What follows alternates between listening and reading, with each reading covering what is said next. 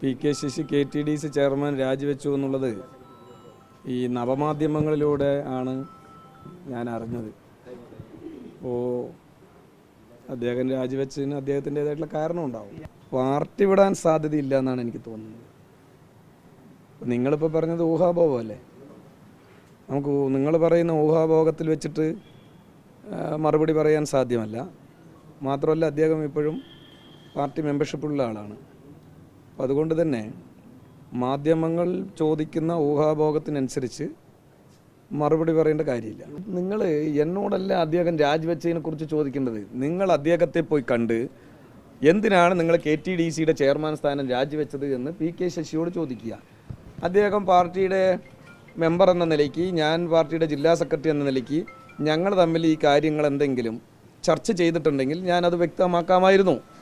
അങ്ങനെ ഒരു ചർച്ച ചെയ്യാത്തിടത്തോളം കാലം ഞാൻ അദ്ദേഹം എന്തിനാണ് രാജിവെച്ചത് എന്നുള്ളതിനെക്കുറിച്ച് പറയാൻ ബാധ്യസ്ഥനല്ല. ഞാൻ അതിൻ്റെ ഉത്തരവാദിത്വം ഏറ്റെടുക്കേണ്ട കാര്യമില്ല.